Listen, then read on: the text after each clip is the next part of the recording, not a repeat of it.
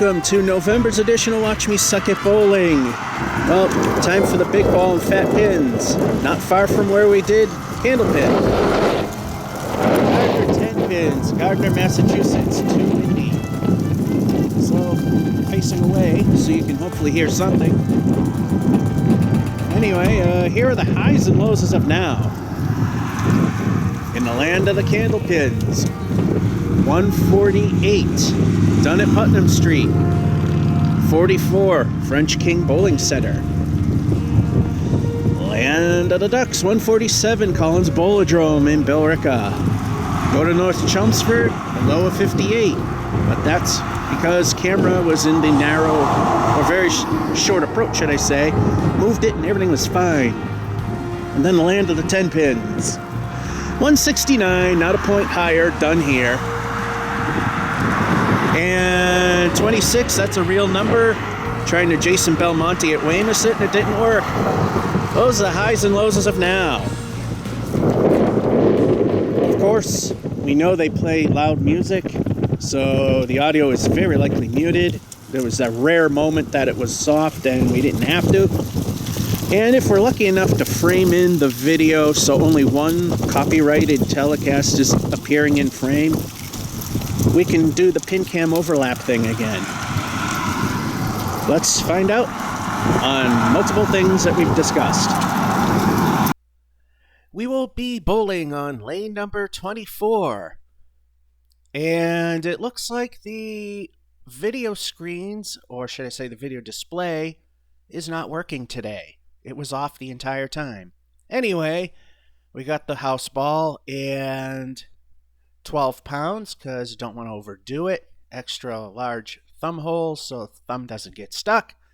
And now it's time for those famous words you've been waiting for.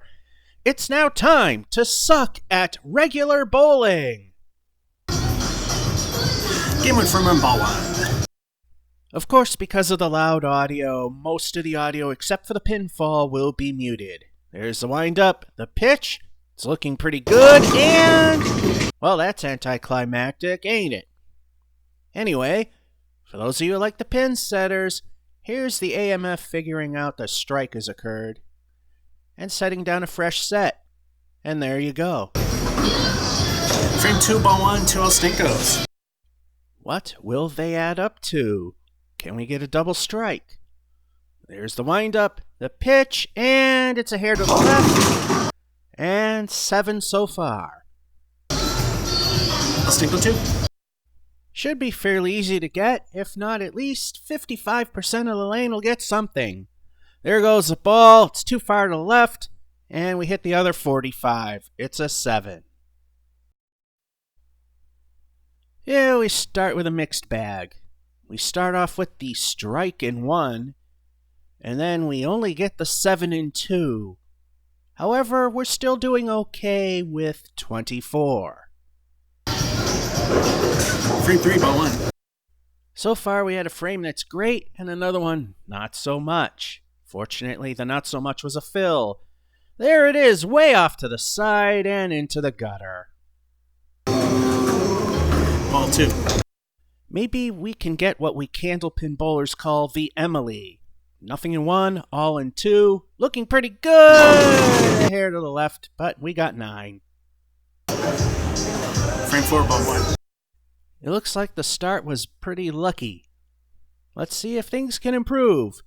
There's the wind-up. It's off to the right, and 7 so far. Ball 2. Again, about 55% of the lane should get something. Should be somewhat easy to get. And, of course, the 45. And 7. Things are definitely going downhill. We got the 9 in 3 after throwing the first ball in that frame into the gutter. And then the 7 in 4, similar to how frame 2 went. However, we're at the very bottom end of mediocrity with a 40. Frame 5, ball 1. In my book, being infrequent at 10 pin, at least 100 is okay.